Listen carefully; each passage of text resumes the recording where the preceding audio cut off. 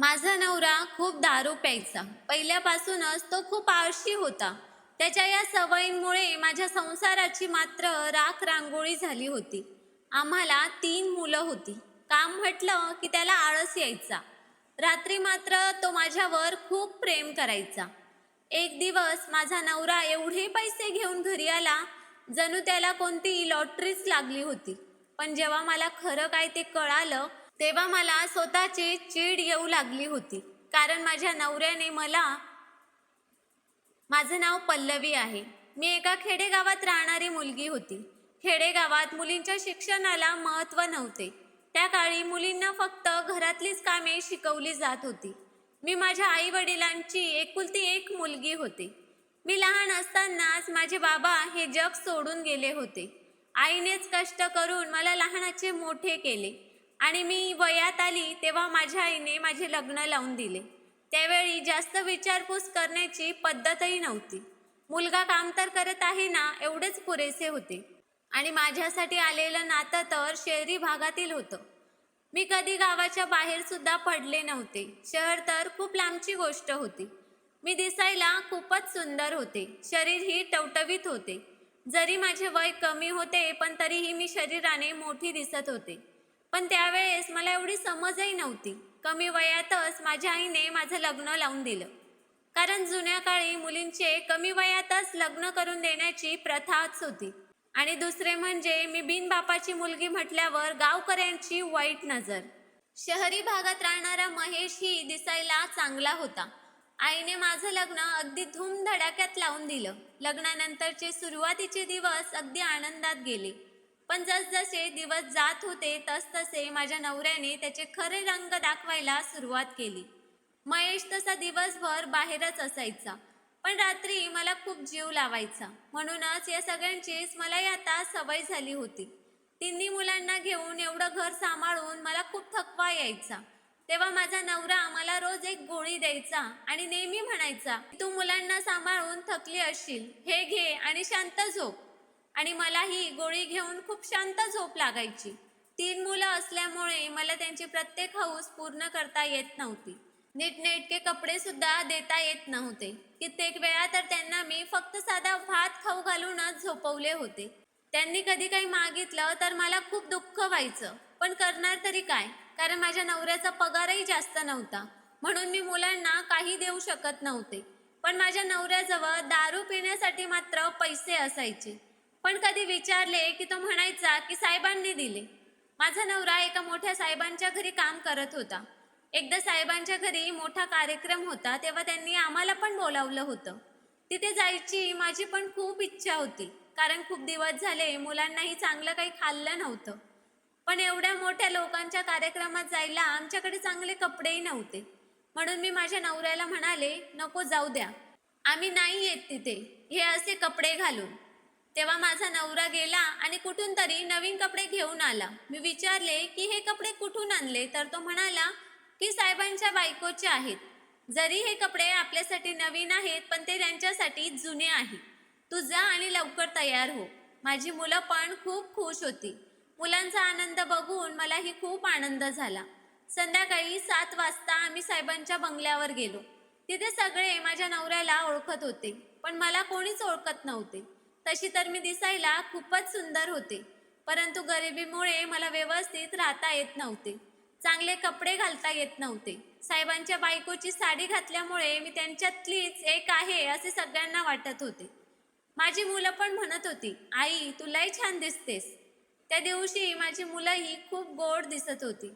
माझा नवरा मोठ्या कौतुकाने सांगत होता की ही माझी बायको आहे. मुलांना मात्र त्याने एका जागेवरती बसायला सांगितलं आणि तो मला साहेबांकडे घेऊन गेला आणि म्हणाला, साहेब ह्या आमच्या मॅडम. हे ऐकून मला थोडं लाजल्यासारखं झालं. कारण माझ्या नवऱ्याच्या तोंडातून मी पहिल्यांदाच मॅडम शब्द ऐकला होता. तो तिथे मला सर्वांसमोर खूप मान देत होता. साहेब माझ्याकडे बघत म्हणाले, ये पोरी इकडे आमच्या जवळ बस. मला त्या साहेबांची नजर जरा विचित्रच वाटली. मी घाबरतच जाऊन त्यांच्याजवळ बसले. तेव्हा तो माझ्या पाठीवर हात ठेवत म्हणाला, बरं झालं तुम्ही आलात. पण साहेबांचा तो स्पर्श मला खटकत होता. म्हणून मी पटकन उठून नवऱ्याजवळ जाऊन उभी राहिली. पण साहेबांचे पूर्ण लक्ष माझ्याकडेच होतं. माझा नवरा खूप खुश होता. तो मला म्हणाला की साहेबांनी अजूनपर्यंत असं कोणाला जवळ बोलावून थाप दिली नाही, पण तू मात्र नशीबवान आहेस. मग मी मुलांकडे गेले तेव्हा मुलं जेवण करत होती. मुलं जेवता जेवता मला म्हणाली, आई, किती छान जेवण आहे ग. तू पण आपल्या घरी असेच जेवण बनवत जा ना. सारखं सारखं आपला भात करतेस. मुलांच्या या प्रश्नाचे उत्तर माझ्याकडे नव्हतं. तेवढ्यात साहेब तिथे आले आणि हळूच माझ्या कानाजवळ बोलून गेले की मी ठरवलं तर तुझ्या मुलांना रोज पंचपक्वान्न खायला मिळतील. त्याचं असं बोलणं ऐकून आता मात्र मला समजलं होतं की साहेबांना नक्की काय म्हणायचं आहे ते. तेव्हाच माझ्या मनात विचार आला की या लोकांचं जेवढं मोठं नाव आहे, लक्षण तेवढंच खोटं आहे. म्हणून मी नवऱ्याला आवाज दिला आणि म्हणाले की आपण इथून जाऊया. तेवढ्यात तिथे साहेबांची बायको आली. त्या मला खूप प्रेमळ वाटल्या. माझ्याकडे बघून हसल्या आणि माझ्या नवऱ्याला म्हणाल्या, तुझी बायको का रे ही? माझ्या नवऱ्याने होकारार्थी मान हलवली. तेव्हा साहेबांची बायको माझ्या नवऱ्याला म्हणाली, महेश, जा आणि माझ्यासाठी थोडा सरबत घेऊन ये. माझा नवरा पळत सरबत आणायला गेला. आता मला समजत नव्हते की मी त्यांच्याशी काय बोलू. तेवढ्यातच त्याच म्हणाल्या, छान दिसतेस तू. यावर मी म्हणाले, साडी दिल्याबद्दल मी तुमची आभारी आहे. माझ्या बोलण्यावर त्या चकित होत म्हणाल्या, साडी? कसली साडी? मी म्हणाले, ही साडी तुम्हीच दिली ना यांच्याजवळ? यावर त्या म्हणाल्या, नाही ग, मी नाही दिली. हे ऐकून मी थोडी शॉक झाले. त्या म्हणाल्या, महेशने माझं नाव सांगून तुला भेट दिली असेल. तेवढ्यात महेश तिथे सरबत घेऊन आला. त्याला आमच्या दोघींचा विषय काहीच माहीत नव्हता. मी विचार केला की याविषयी मी त्याच्याशी घरी गेल्यावरती बोलेन. मग मी माझ्या नवऱ्याला म्हणाली, चला आपण निघूयात. मला एका गोष्टीचं समाधान होतं, ते म्हणजे मुलांना आवडीचं जेवण खायला मिळालं. माझा नवरा आणि आम्ही घरी आलो. मी माझ्या 3 मुलांना आत नेऊन झोपवले आणि मग माझ्या नवऱ्याला विचारलं की तुम्ही ही साडी कुठून आणली? तेव्हा तो म्हणाला की तुला सांगितलं होतं ना ही साडी साहेबांच्या बायकोने दिली म्हणून. यावर मी म्हणाले, तुम्ही सरबत आणायला गेला होता तेव्हा मी त्यांना या साडीबद्दल विचारले तर त्या सरळ नाही म्हणाल्या. माझं बोलणं ऐकून तर माझा नवरा थोडा वेळ गडबडला आणि म्हणाला, तुला बाकीचे काय करायचे? तुला चांगले कपडे भेटले ना, मग गप्प बस. त्याने मला गप्प केले. 3-4 दिवसानंतर तो खूप पैसे घेऊन घरी आला. तेव्हा पण मी त्याला खूप विचारलं, पण तो काहीच सांगायला तयार नव्हता. तुला काय करायचे आहे? नेहमी अशीच उत्तरे देत होता. चौकशी करण्याचा प्रयत्नही केला, पण मला काहीच माहीत झालं नाही. पण मला या गोष्टीचा खूप राग येत होता की माझा नवरा एवढे पैसे कुठून आणायचा, कारण त्याचा पगार पण एवढा नव्हता. मग एक दिवस माझा नवरा नेहमीप्रमाणे सकाळी लवकरच कामावरती गेला. मीही मुलांमध्ये आणि कामामध्ये गुंग होते. तेव्हा दुपारी शेजारच्यांच्या फोनवरती फोन आला की तुम्हाला साहेबांच्या घरी ताबडतोब बोलवले आहे. काय झाले ते मलाच कळत नव्हते. मला वाटले की आमच्या यांची काहीतरी चूक झाली असेल तर साहेब त्यांना त्रास देत असतील, म्हणून मी पटकन गेले. मोठ्या मुलाला सांगितले की मुलांकडे लक्ष दे.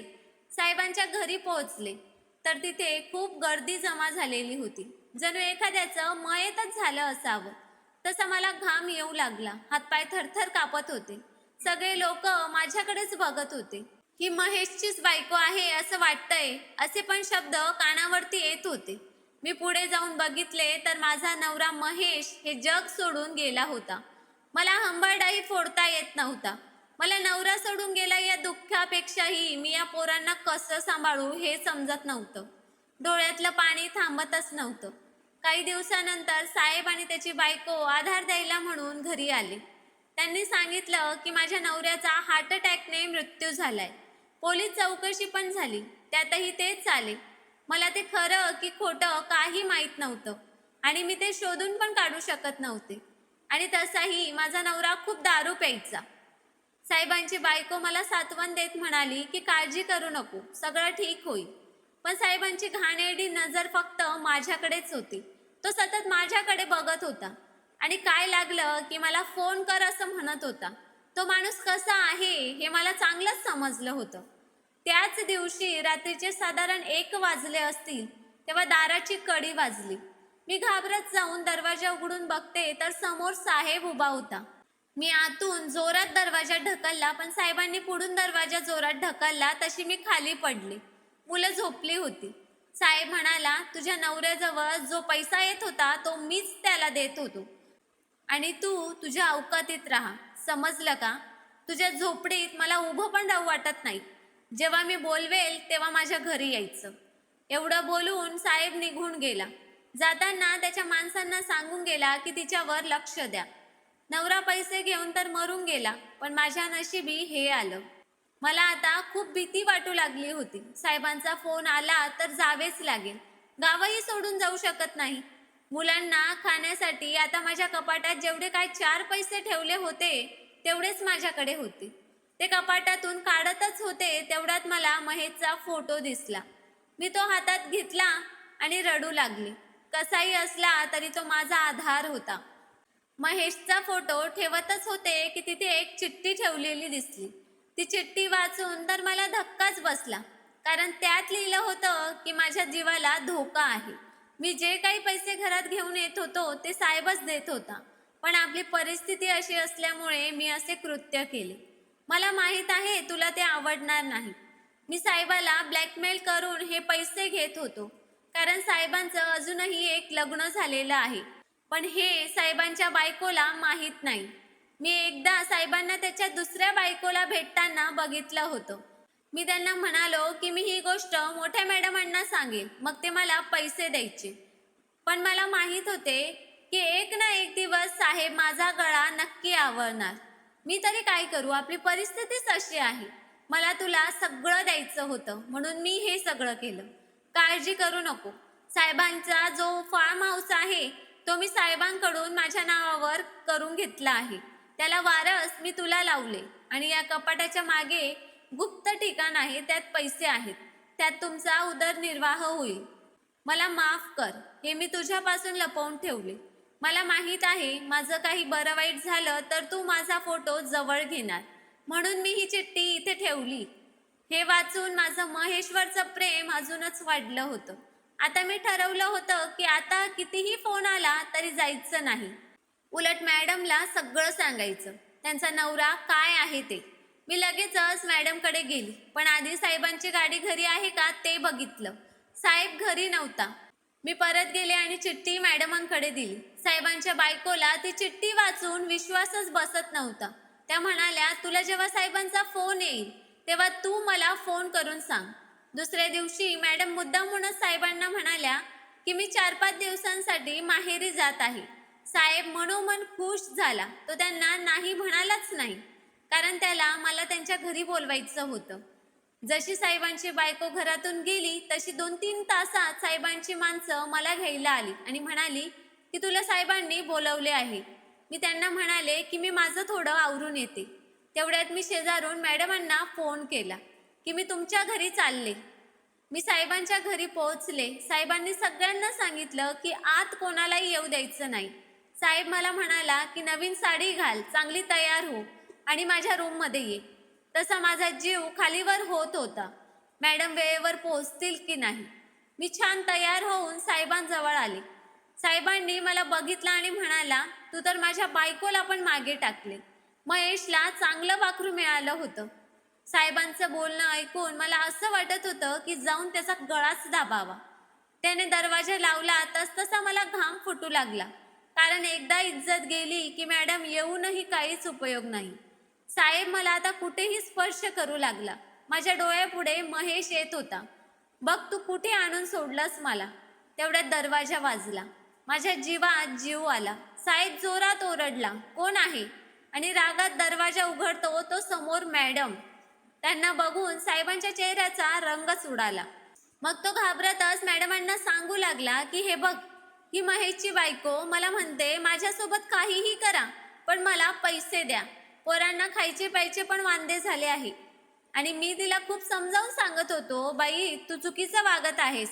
साहेब बोलतच होता की तेवढ्यात मॅडमने साहेबांच्या कानाखाली वाजवली आणि म्हणाल्या, मला उद्याच डिवोर्स पेपरवरती सह्या पाहिजेत. मॅडमांनी साहेबांचं काहीच ऐकून घेतलं नाही आणि स्वतःचा हिस्साही मागितला आणि मला सांगितलं की दुसरीकडे काम बघू नको, इथे कामाला ये.